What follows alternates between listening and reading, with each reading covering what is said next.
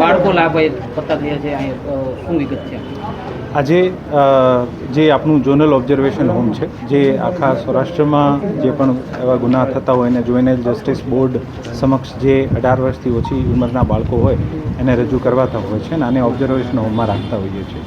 આ ઓબ્ઝર્વેશન હોમમાં લગભગ 11 બાળકોએ જે છે આ સવારે આ હોમનું એક જાળી જે છે જે ખૂબ જ મજબૂત સ્ટ્રોંગ જાળી છે અને સમહાઉ તોડીને 11 બાળકો નીકળ્યા છે. આમાંથી એક બાળક પરત આવી ગયું છે અને બાકીના જે 10 બાળકો છે આને શોધખોળ કરવા માટે પોલીસ અને તમામ તંત્ર જે છે આ પોતપોતાની રીતે આને આઈડેન્ટિફાઈ કરવાનો પ્રયત્ન કરે છે. પોલીસ દ્વારા ઇનફ નંબર્સમાં ટીમ્સ ડિપ્લોય કરીને અને ટેકનોલોજી અને હ્યુમન ઇન્ટેલિજન્સનો યુઝ કરીને આ બાળકોને શોધવાનો પ્રયત્ન કરવામાં આવશે અને આ બાળકો એક વખત અહીંયા પ્રસ્તુત થઈ જાય પછી આને જુવેનાઇલ જસ્ટિસ બોર્ડના સમક્ષ જે છે આ પેશ કરવામાં આવશે. સર, અહીં સુરક્ષા વ્યવસ્થા કઈ રીતે હોય છે?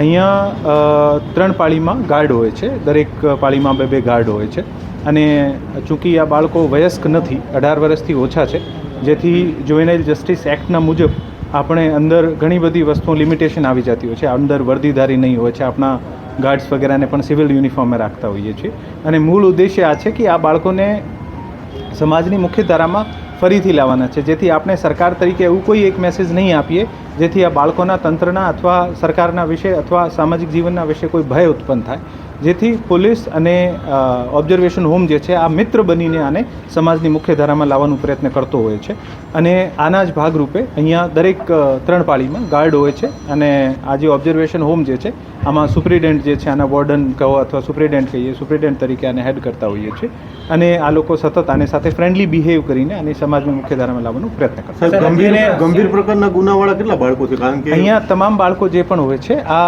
7 વર્ષથી ઉંમર જે 7 વર્ષથી વધુ સજાના ક્રાઇમ હોય આ જ બાળકો હોય છે, જેથી કહી શકાય કે આ તમામ બાળકો જે છે ઓબ્ઝર્વેશન હોમમાં આ જ બાળકો આવતા હોય છે જે 7 વર્ષથી વધુ સજા હોય છે.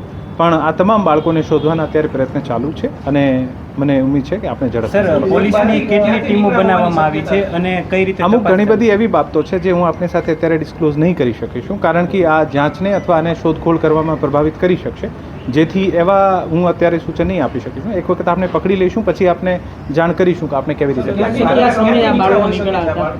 આજ સવારના સમયે 9 વાગ્યાના આજુબાજુ અને 9થી પછી નીકળ્યા હશે, કારણ કે આ બાળકો દ્વારા નીકળતા પહેલાં આમાં ટોટલ મોટા 5 રૂમ્સ છે. પહેલી બાજુના જે 3 રૂમ છે આ 3 રૂમના ઉપર જે કેમેરો હોય છે આ કેમેરાને પહેલાં તોડવામાં આવ્યું છે.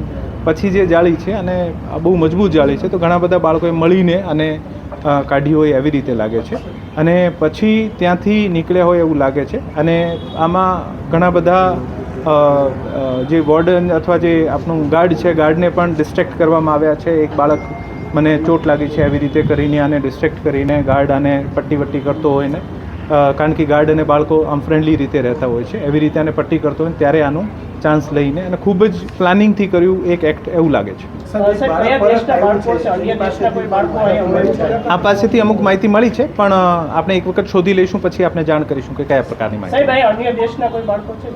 હા, હું આજ કહું, એક બાળક જે છે આ એવું કહેવાય છે અત્યારે જે સરનામા મુજબ પાકિસ્તાની બાળક છે અને પરત આવી ગયું છે અને આ બાળકની પણ મદદ લઈશું અને એક વખત શોધખોળ થઈ જાય પછી આપણે જાણ કરીશું. અંદર ટોટલ કેટલા બાળકો રહેતા? અંદર ટોટલ 54 બાળકો છે અને 54માંથી 55 હતા, એક બાળકને ઇન્ક્વાયરી માટે લઈ ગયા છે.